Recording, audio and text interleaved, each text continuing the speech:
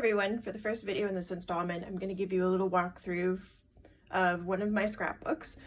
I've been keeping a scrapbook since I started writing about 15 years ago, and this is kind of what I imagine the inside of my head looks like at this point. So I started researching and writing about asylums back in 2003, and my first book came out in 2006, which was called Behind the Walls. It was a pictorial and textual history of the asylums in New England specifically. There's my beautiful cover, which is a photograph from inside the Grafton State Hospital.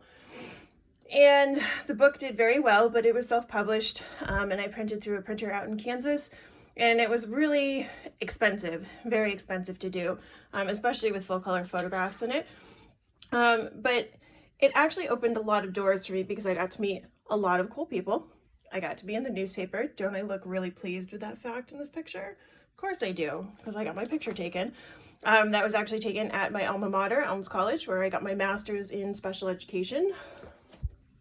And these are a few other articles. Of course, I save literally everything because I'm a pack rat, but I especially save all of my articles, both about myself and about all of the topics that I write about. And you'll also see interspersed in here some artifacts from other places. This is from Westboro State Hospital. It's one of the clothing inventory cards that the nurses used to fill out when a patient came in.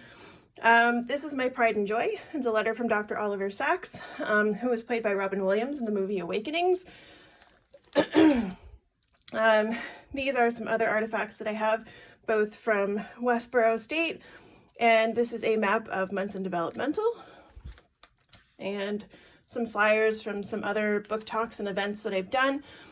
I do book talks, I do lectures, I also occasionally do art galleries, though not so often any longer with the art galleries, as those are kind of tough to do, and it's tough to hang your artwork and have it there out of context to not be able to talk to people about the artwork. So I find that I'm not as excited about art galleries as I am about being able to meet people and talk about the stories that go along with the photographs that I've taken over the years.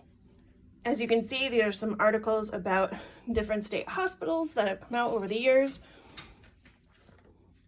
This is a wonderful photo of Belchertown State School in the storehouse.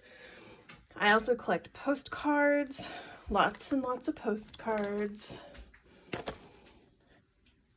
And this wonderful article, How Not to Save Old Maine by Mark Ressler. If you don't have his book, Panoramic Collection of Images from Northampton State Hospital, I know that's not actually the title, but if you Google Mark Ressler, you will find his book through Levelers Press, and it is amazing, and you should have it.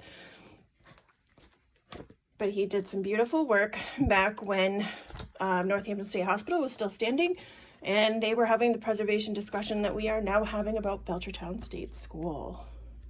And it was a beautiful article. The Advocate does do back issues, so I believe you can still find that article. More of my wonderful vintage postcards. And these are the books that I bring with me to book talks so that people have the opportunity to look at and touch some of these artifacts. At one time, there was a museum at the Westboro State Hospital that commemorated the history of mental health care, but unfortunately, as Westboro State Hospital is no longer there, neither is the museum.